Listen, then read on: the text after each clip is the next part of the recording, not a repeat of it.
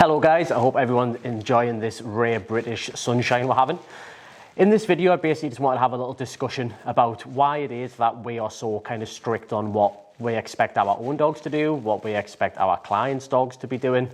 As you can imagine, as a dog trainer, we are on the receiving end of either issues that clients are having or issues that people who aren't working with us are having and generally want advice and support on or want to book in for training. Because we're on the receiving end of hundreds and hundreds of different people with dogs that are having issues, as you can imagine, we receive God knows how many stories and updates about things dogs are doing or have done. And from our perspective, when you're on the receiving end of it, you ultimately see and hear about stories and events that most people probably couldn't comprehend. So like anything in life, when it comes to negative things, you always just assume that it isn't going to happen to you. Like, you just assume no one's going to burgle your house or steal your car, or, you know, you're not going to have something, you're not going to be involved in some sort of like traumatic, scary event. But that's just not how life works, unfortunately. In many cases, unfortunately, it's a case of like, when is something bad going to happen, not if. That's just the nature and fabric of life. So in this video, I wanted to just discuss some of the kind of stories that we've heard from clients, just to kind of point out that the reason why we're strict on what we expect is because we've experienced firsthand, or we've heard, secondhand, just how bad things can actually go. So first story is a client that we had. For the life of us, I can't remember the other dog, but she had a border collie and she had another type of dog. And they come in for training for just, if I remember correctly, they lived on a farm, they lived rural at least anyway, and they had a big, massive front garden. And the issue they come to us with was that the dogs were, running all the way down to the other side of the garden and kicking off the dogs that were kind of walking past in the countryside, things like that. So they come in for training, and we worked on the reactivity. We went through all the basic fundamentals as we would with any dog. But one of the things that was stressed out was that both dogs should be crated because of a multitude of problems that they were having within the home. I say this isn't a slight on the owner. This is just factual. This happened, so I'm just using it as an example. We had a lot of contention about the conversation of like creating the dogs. She didn't feel like it was necessary because they effectively more or less lived on a farm and had all this space, and they didn't need, the dogs were fine in the house, so they didn't need crates. But the reason why we suggested crates is just because, as I say, a multitude of problems that they were having in the home, but they didn't really believe the problems in the home would be.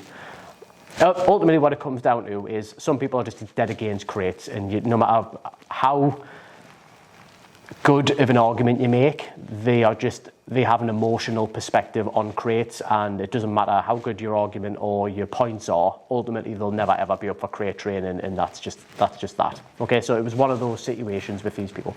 I say, lovely people, really nice. The story I'm about to share is horrific. This is not to kind of make a point of them or anything like that. It's just simply just sharing a story. So anyway, we received a message on Facebook from them. That they decided that they were going to spay one of the dogs, and then we received another follow-up message a few weeks later, basically saying, and it's one of the most horrendous things I've ever experienced, ever read, or an update I've ever received from a client.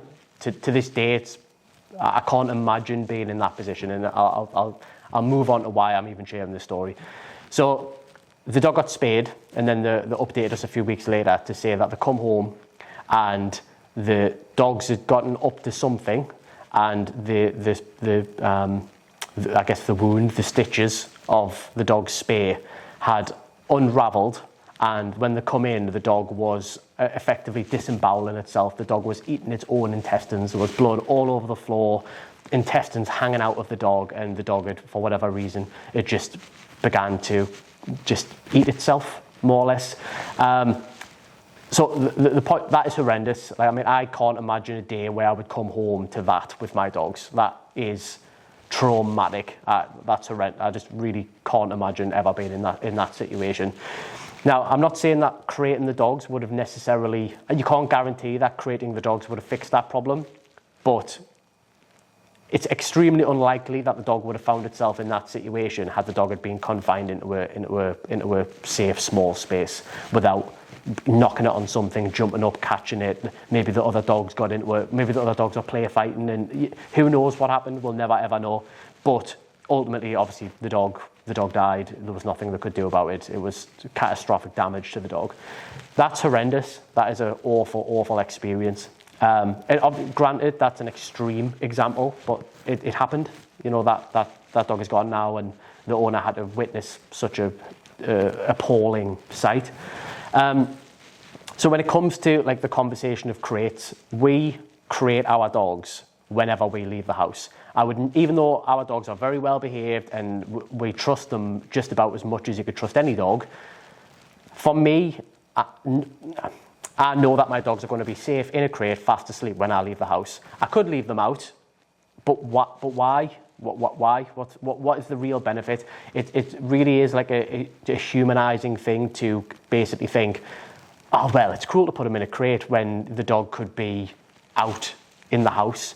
But for the most part, when you leave your dogs, what do you think your dogs are actually kind of getting up to when you leave? You know, do you think they're having do you think a dog really has a massively different experience if you leave the house and they're in a crate and they're just asleep, or if you have them outside and they're just asleep in the kitchen or in the living room, whatever?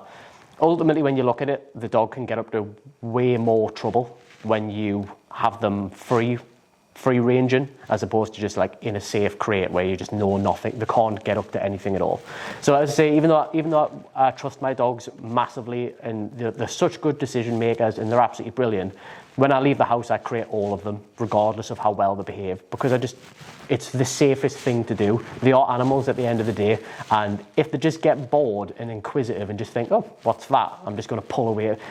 You just don't know what's going to happen, you know? Other stories where the owner's left the dog and then they've come back home and the dog has pulled up the carpet next to like the living room door, and they've been like trying to dig under the door to get through, and the dog has basically like cut its paws to irreparable damage. Like the dog's front paws were completely and utterly destroyed. The gripper rods on the carpet ripped the dog's paws to shreds. And again, you would think, well, why would the dog keep doing that? Because obviously it's massively painful, and who knows, it's a dog. Sometimes dogs just do mad things. I know dogs that have chewed through plasterboard walls to the outside brick. You know, seemingly just like nice, normal dogs can just do crazy, crazy shit. That's just the nature of it. So for us, I don't put my dog in a crate and then think it's good or bad or nice or nasty. It's just my dog's crated and that's just it. I go for a family meal, I go to the cinema, and I don't worry about them. I know there's not 1% of me that's anxious, because I know they're completely safe. I can just switch off that anxiety now and just go, I can just enjoy myself. I don't have to think about the dog, you know. So that's one example I just wanted to share. It's an extreme example, but happened horrendous for the owner. Would you ever get over something like that? It would take a long time, I think, if ever. But that's an unnecessarily traumatic experience when the dog could have just been created, and that entire thing would have probably been completely avoided. Another story I want to share. I was involved in a Crown Court case, criminal case against a defendant against the police. This particular individual had 2 dogs, and again, dogs weren't created. They had like decorators in, and they were, I don't know if they were at work or if they popped out of the shops or whatever, but they had decorators in. Somebody left the side door open. The dogs got out of the house, ran down the street, just dogs, no collars on, no people to control them, nothing. They ran down the street, they found an 82-year-old woman with her Cairn Terrier, and the dogs just ripped this dog apart in front of her.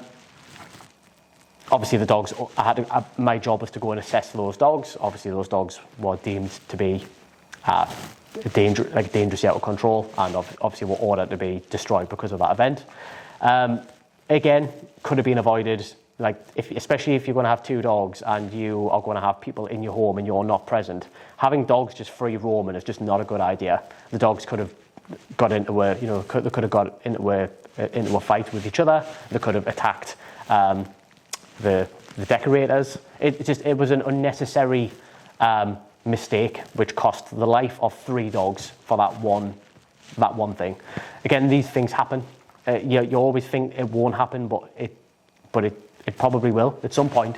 It might happen, especially if you've got a dog that's a bit more difficult. You should never assume the best. You should always plan for the worst.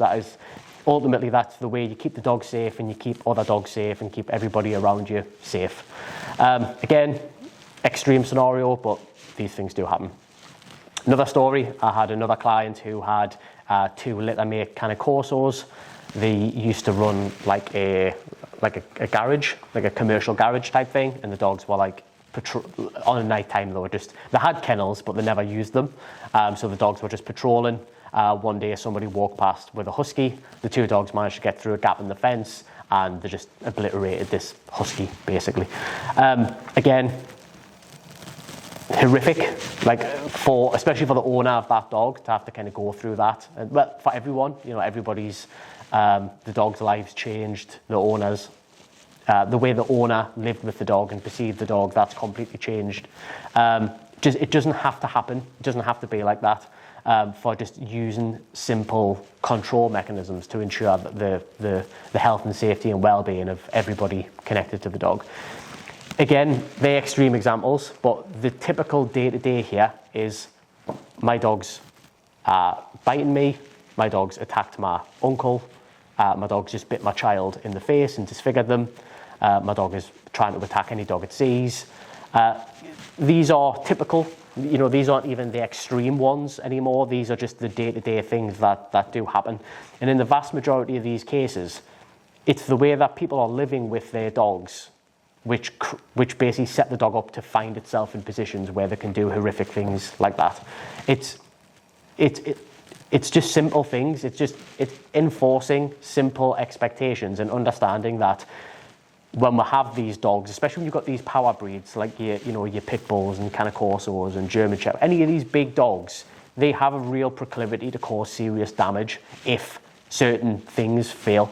And in many cases, it's even little things like somebody left the front door open and the dog ran out into the street and ran up to someone and started barking and then bit them. Like these things happen all of the time. And yeah, they are a training issue, but the reality is it's like people need to take these dogs a bit more seriously and understand what you actually have and what potential they have, what the potential of damage that they can actually cause. It's so important to not overlook that. And again, even little things like the amount of clients we work with where the dogs are they get into fighting in the home, and then that fighting escalates, and now every fight is like puncture marks, torn an ear off, vet visit. These things happen all of the time. It's so common you couldn't imagine. And again, you always kind of just assume it won't happen to you, or my dog would never do that, but you'd be surprised. In the vast majority of these cases, these same people also thought that would never happen to them and their dog would never be capable of that, and then it just happens one day.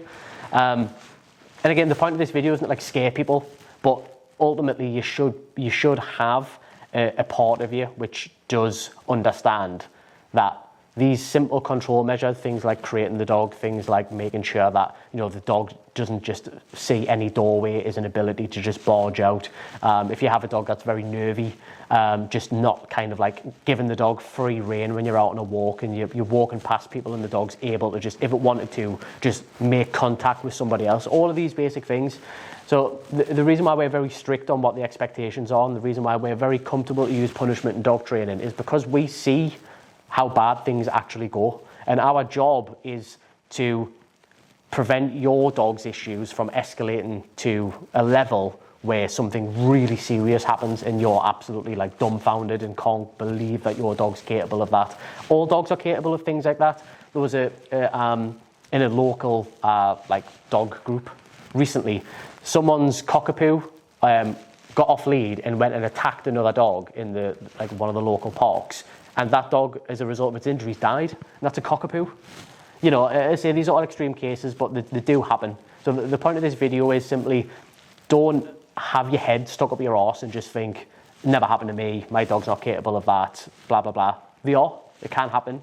And as soon as you start to, typical in life, as soon as you think, and it'll not happen, it happens. That is just the way things, unfortunately, tend to work.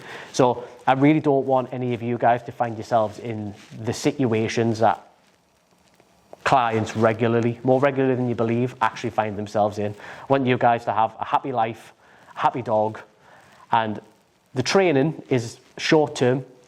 Get the dog's behaviour under control so that you get as far away from the possibility of any of those scenarios as humanly possible.